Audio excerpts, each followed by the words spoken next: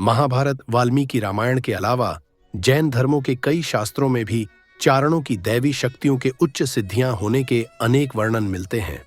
कवि कुलगुरु कालिदास ने भी चारण के बारे में अदिना ग्रंथों में बयानबाजी का उल्लेख किया है। प्रमुख अवतारों में से एक और भगवान रामचंद्र और श्री कृष्ण भगवान पिट्ठू, पृथु, राजा अलाउद्दीन खिलजी, मुगल सम्राट अकबर और उनके वंशजों और सैकड़ों अन्य शासकों से पहले आए हैं और उन्हें भी पुण्य गुणों से आकर्षित किया है। ऐसा कहा जाता है कि जो चारण सच्चा और शुद्ध चारण है वह कभी गलत नहीं बोलता। साहित्य में और सार्वजनिक रूप से कई बार चारणों की कविता भी सुनते हैं। दरअसल चारणों की एक अलग ही पहचान है जिसमें यह व्यापकता, पवित्रता, आत्मसम्मान, खुशी, दूरदर्शिता और बहादुरी का प्रतीक माना जाता है। भावनगर के महाराज के साथ गुजरात के संस्थापक रविशंकर महाराज, ठक्कर बापा, आजादी काल के रथुभाई अदानी जैसे कई लोग आई श्री सोनल माताजी की विचारधारा से प्रभावित हुए थे और आई श्री सोनल माताजी की शरण आए। जूनागढ़ आजाद हुआ तब आई श्री सोनल माताजी का स्पष्ट मानना था कि जूनागढ़ भारत का अपरिहार्य हिस्सा है। जो कोई भक्त चारण समाज का आई श्री सोनल मां के धाम में दर्शनार्थी बनकर आता है वो दूसरी बार परिवार दर्शनार्थी बन के जरूर आते हैं। जी हाँ, चारण के घर में जहां मरहद्दा गांव में आई श्री सोनल माताजी की दैवी आत्मा अवतरित हुई तब पूरा गांव खुशी और उत्साह के माहौल से घिरा हुआ था। चारण कुल की यह आई इतनी तेजस्वी और दिव्य थी कि इनमें साक्षात मां भगवती का वास हो ऐसा लग रहा था। इसीलिए आज एक दृष्टांत लिखा है। चारण कुल का मरहद्दा गांव में ऐसा इतिहास है। संत स्वभाव के पिताजी हमीर मोद्द के वहां श्री सोनल माताजी का जन्म 5वीं बेटी के रूप में हुआ। 4 बेटियों के बाद 5वीं संतान बेटा आए ऐसी आशा परिवार में सबको होती है, परंतु हमीर बापू के वहां 5वीं संतान की खुशी परिवार को इतनी ही थी जितना अगली 4 पुत्रियों का जन्म हुआ हो इतना।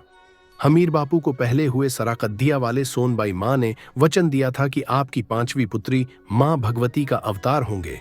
वो पुत्री मोद्द कुल के साथ समस्त चारण जाति और हिंदू संस्कृति का उद्धार करेंगे। आज भी आई श्री सोनल मां की इसलिए श्रद्धा रखते हैं कि माताजी बचपन से ही स्वरूपवान के साथ तीव्र बुद्धिशाली और स्पष्ट वक्ता थे। वह अपने जीवन में कभी स्कूल नहीं गए, लेकिन संस्कृत भाषा पर मां सोनल की प्रतिभाशाली भाषा थी जो सामने वाले आपकी बातों का समर्थन करते थे। श्री सोनल माताजी ने कई बार संस्कृत भाषा में व्याख्यान दिए हैं। देश भर में परिभ्रमण भी किया, खासकर हरिद्वार, काशी, मथुरा आदि जैसे पवित्र स्थानों में संत्सक भी किए। एक चारण होने के नाते माताजी चारणी साहित्य के प्रखर ज्ञाता भी थे। श्री सोनल माताजी मां भगवती शक्ति के रूप के बावजूद उन्होंने अन्य देवी देवताओं की भी स्तुति करते थे। वास्तव में श्री सोनल माताजी का रूप आई सोनल मां की तेजस्विता बहुत थी जो सामने वाले को उनकी दिव्य शक्ति का एहसास होता था। माताजी की वाणी में भी सरस्वती विराजमान थे। सोरठ का मरहद्दा गांव आज चारण समाज में जग प्रसिद्ध हो गया है। यह आई श्री सोनल माताजी के कारण से ही मां भगवती रूप में चारण समाज ने यहां नित्य सोनल माताजी की पूजा अर्चना करते हैं। आई श्री सोनल माताजी स्मृति शक्ति भी खूब अच्छी थी। बचपन से मां सोनल की प्रतिभा ऐसी थी कि सामने वाली व्यक्ति को आपकी प्रतिभा का अपने आप अभिभूत होता था और आपकी बात सामने वाले के दिल में उतर जाती थी।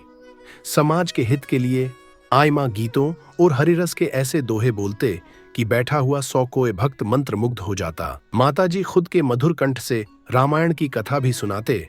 आई श्री सोनबाई की योग्य उम्र होते ही उनकी माता राणबाई अति आग्रह ने वश में लेकर शादी करते हैं, लेकिन शादी के दिन श्री सोनल माताजी ने ब्रह्मचर्य आजीवन व्रत की घोषणा की थी।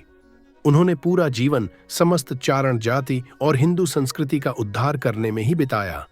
विशेष रूप से हमारी संस्कृति की असली पहचान पूरी दुनिया तक पहुंचे और उसका सम्मान हो, इस इरादे पूरा जीवन जिया। जय श्री सोनल माताजी।